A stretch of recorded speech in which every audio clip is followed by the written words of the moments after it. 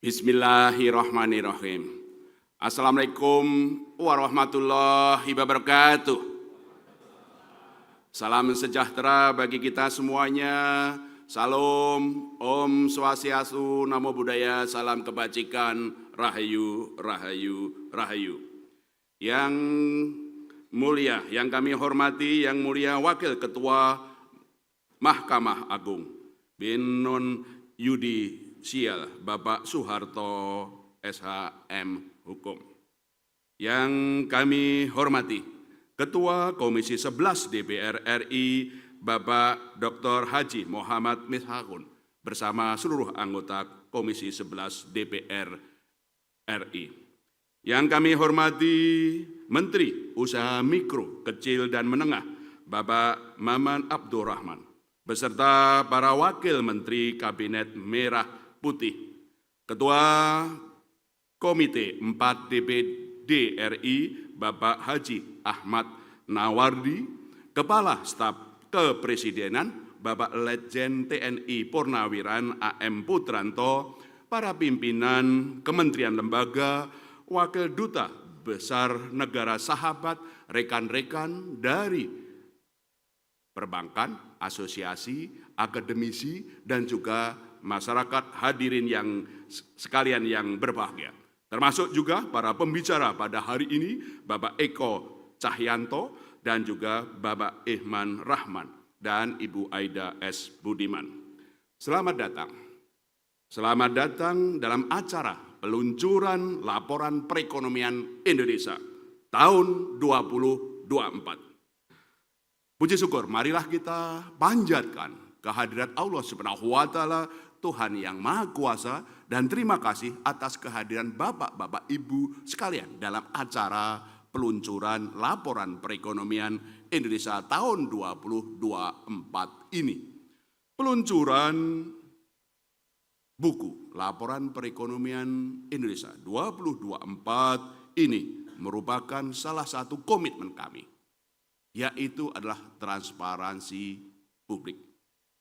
Sekaligus memenuhi amanat dari Undang-Undang Bank Indonesia pasal 58 sebagaimana telah diubah beberapa kali, terakhir dengan Undang-Undang PPSK. Kami terus meningkatkan transparansi publik karena kami yakin, yakinnya semakin jelas kebijakan kita, kebijakan Bank Indonesia dipahami oleh mitra kerja kita, apakah di pemerintahan, apakah di DPR, apakah di akademisi, industri, masyarakat, semakin efektif polisi kita dalam menjaga stabilitas dan pertumbuhan ekonomi. Kami mengusung tema dalam Laporan Perekonomian Indonesia tahun 2024 ini, yaitu sinergi, memperkuat stabilitas dan transformasi ekonomi nasional. Tema ini kata-katanya ada 3 kata penting, yaitu adalah sinergi. Kita dari tahun ke tahun, dari dekade menghadapi berbagai tantangan. Keberhasilan Indonesia untuk bisa menghadapi berbagai tantangan dan terus tumbuh baik dengan mensejahterakan rakyat karena kita sinergi. Tidak bekerja sendiri-sendiri. Dengan sinergi itu pemerintah, Bank Indonesia, Kementerian, akademisi, Komisi 11, industri bersatu. Menjaga negara kita, menjaga ekonomi kita bersatu. Kita teguh dan kuat mengusung, mensejahterakan rakyat. Kata yang kedua adalah stabilitas. Tidak ada negara yang bisa maju kalau tidak stabil. Apakah di bidang politik, di bidang hukum, apalagi di bidang ekonomi dan keuangan. Stabilitas the key untuk pertumbuhan. Kata yang kedua adalah transformasi. Transformasi adalah kunci untuk kita bisa tumbuh lebih tinggi. Bagaimana kita meningkatkan produktivitas, meningkatkan modal, penciptaan lapangan kerja, dan juga aspek-aspek efisiensi produktivitas dalam ekonomi. Itulah transformasi.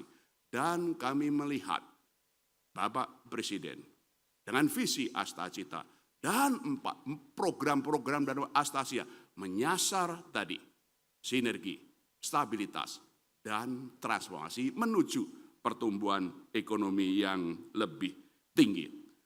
Nanti secara jelas tentu saja saya bersama seluruh Dewan Gubernur meluncurkan laporan perekonomian. Ada Bu Destri Damayanti, Deputi Gubernur Senior, ada Deputi Gubernur Doni Primanto Yuwono, Deputi Gubernur Juda Agung, Deputi Gubernur Aida S. Budiman, dan Deputi Gubernur Filianesi. Mewakili Bank Indonesia meluncurkan laporan perekonomian Indonesia ini. Secara detail nanti kami akan mohon Ibu Deputi Gubernur Aida S. Budiman untuk menyampaikan secara rinci isi dari laporan perekonomian ini dan sekaligus bagaimana kami memenuhi ketentuan undang-undang untuk evaluasi perekonomian dan kebijakan Bank Indonesia tahun 2024, prospek ekonomi tahun depan dan arah kebijakan Bank Indonesia dan kami bagaimana bersinergi. 3 hal yang ingin kami sampaikan secara singkat. Yang pertama, kami semua di Bank Indonesia berseluruh Dewan Gubernur optimis.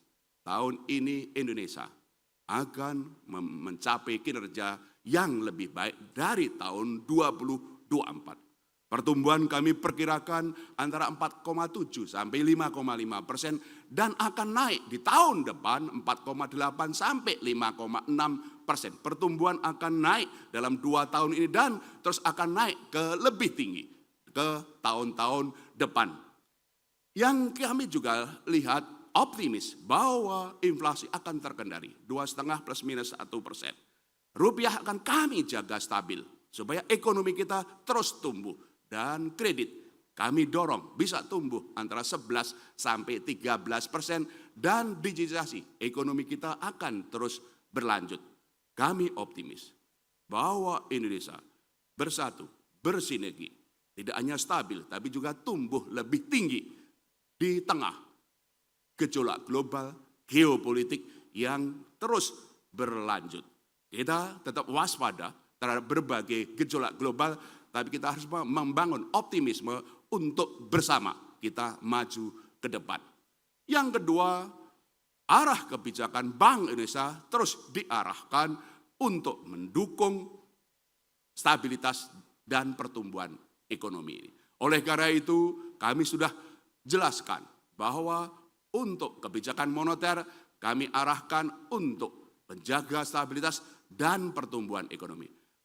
RDG, Rapat Dewan Gubernur beberapa waktu yang lalu, kami turunkan suku bunga 25 basis point menjadi 5,75 karena kami yakin inflasi rendah dan kami perlu ikut mendorong pertumbuhan ekonomi. Kami terus mencermati ruang gerak bagaimana nanti bisa penurunan suku bunga tentu saja dengan melihat dinamika data dependen yang ada. Kami terus jaga stabilitas nilai tukar. Kami terus tingkatkan likuiditas bagi perbankan untuk menyalurkan kredit termasuk kebijakan insentif likuiditas makro Brisel ke sektor-sektor prioritas. 295 triliun kami sudah salurkan kepada perbankan untuk sektor-sektor prioritas. Kami terus dorong digitalisasi di bidang ekonomi keuangan, mikro, maupun juga untuk transaksi keuangan pemerintah. Dan kebijakan-kebijakan yang lain. Moneternya pro stability and growth, tapi makro Brisel, sistem pembayaran, pendalaman pasar, UMKM, inklusi adalah pro growth. Arah kami, kebijakan Bank Indonesia adalah bagaimana memperkuat stabilitas dan mendorong pertumbuhan ekonomi. Nomor 3, Bank Indonesia mendukung penuh program-program dalam Astacita. Pada saat ini, kami mendukung program Astacita dalam 5 aspek, 5 program ini. Yang pertama, kami terus jaga stabilitas ekonomi kita. Stabilitas nilai tukar, stabilitas moneter, dan bersama KSSK stabilitas nasional sama pentingnya dengan stabilitas politik. Sama pentingnya dengan stabilitas hukum di tengah-tengah gejolak global. Komitmen kami di Bank Indonesia terus memastikan rupiah itu stabil. Tentu saja sejalan dengan mata uang regional di tengah tekanan dolar yang terus kuat. Komitmen kami untuk terus menjaga stabilitas nilai tukar, baik melalui intervensi di pasar spot, kemudian juga di forward maupun pembelian SBN dari pasar kredit. Itulah dukungan kami untuk suksesnya program-program dalam Astacita. Nomor 2, kami terus koordinasi dengan Ibu Menteri Keuangan. Indonesia adalah salah satu contoh terbaik bagaimana kebijakan fiskal bersama kebijakan bank sentral selalu bersinergi. Kami bersama Bu Menteri Keuangan sudah menyepakati bahwa Bank Indonesia tahun ini akan melakukan pembelian SBN dari pasar sekunder, termasuk debt switching dari SBN COVID-19 yang jatuh tempo tahun ini, kurang lebih 100 triliun. Bahkan kami berkomitmen untuk membeli SBN dari pasar sekunder lebih dari itu. Kami sudah bicarakan itu, sudah kami umumkan, sehingga Bank Indonesia turut mendukung program Astacita sehingga pembiayaan fiskalnya itu bisa kemudian didorong. Yang ketiga adalah kami terus mendukung program-program dalam mendorong kredit ke sektor-sektor prioritas. Kami sudah salurkan seperti tadi disampaikan insentif likuiditas kepada perbankan 295 triliun. Dan kami arahkan sektor-sektor inilah sektor-sektor yang menciptakan lapangan kerja. Terbesar adalah tujuan di pertanian, perdagangan, retail, termasuk di sektor-sektor perumahan rakyat. Dan yang terbesar, Pak Maman, Pak Menteri, adalah di bidang UMKM, mikro, dan ekonomi kreatif. Kami terus dukung program-program Astacita itu untuk mendorong sektorial melalui insentif likuiditas makro prudensial. Itu adalah yang ketiga. Yang keempat, kami juga mendukung program-program ketahanan pangan. Dikaitkan juga dengan pengendalian inflasi. Kami kerahkan 46 kantor-kantor Bank Indonesia mendukung kesuksesan program-program hilirisasi pangan. Apakah beras, komoditas yang lain, dari hilir ke hulu, dan selama ini Bank Indonesia telah melakukan program-program ini kami sinergikan untuk ketahanan pangan. Kami kemarin juga ikut rapat koordinasi di berbagai wilayah. Terakhir minggu lalu ada hari Selasa yang lalu adalah di Sumatera Utara. Kami diwakili Ibu Aida S. Budiman dan kemudian kami pastikan Bank Indonesia mendukung program ketahanan pangan dalam Astacita. Yang kelima adalah kami dukung bagaimana digitalisasi dalam Astacita itu berlangsung. Apakah melalui penyaluran bantuan sosial, melalui digitalisasi, apakah juga transformasi, bahkan juga transaksi keuangan pemerintah. Kami terus digitalkan ekonomi UMKM dan mikro supaya mendorong pertumbuhan ekonomi kita secara berkelanjutan inklusif. Itulah 5 dukungan Bank Indonesia dalam program-program Astacita. 1. Stabilitas. 2. Pemberian SBN, termasuk debt switching. Yang ketiga adalah insentif likuiditas untuk mendorong kredit ke sektor-sektor prioritas penciptaan lapangan kerja. Yang keempat adalah ketahanan pangan, hilirisasi, pertanian khususnya. Nomor 5 adalah digitalisasi. Itulah 5 dukungan Bank Indonesia terhadap suksesnya program-program Astacita.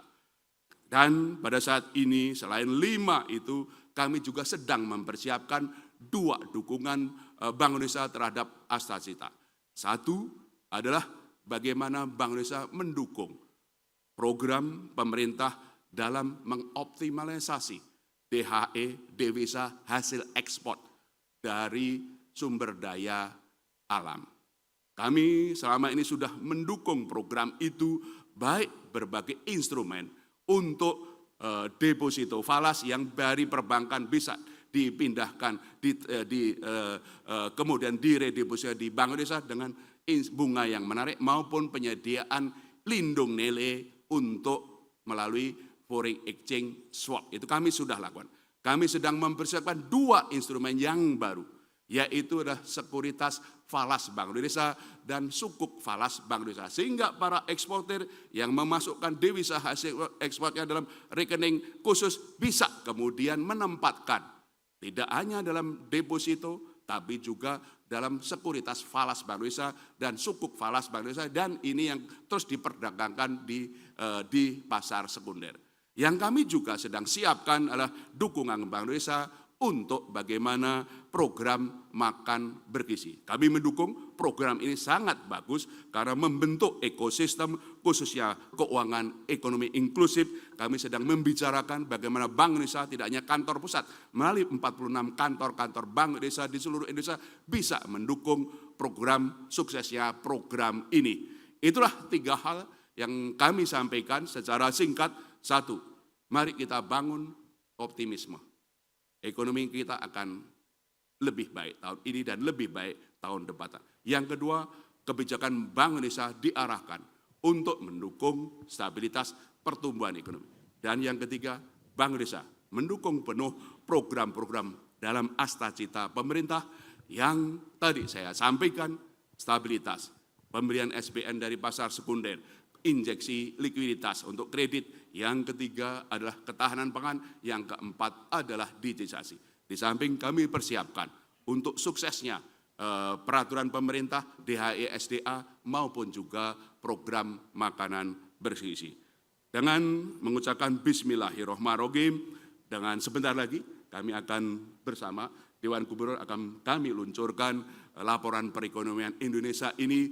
Mari kita bersinergi memperkuat stabilitas transformasi ekonomi untuk kesejahteraan rakyat, dan semoga Allah Subhanahu wa taala Tuhan yang Maha Kuasa memberkahi bangsa negara kita dan kita semua bersama rakyat. Sekian, terima kasih. Wassalamualaikum warahmatullahi wabarakatuh. Waalaikumsalam warahmatullahi wabarakatuh. Jelajahi cara baru mendapatkan informasi. Download Metro TV Extend sekarang.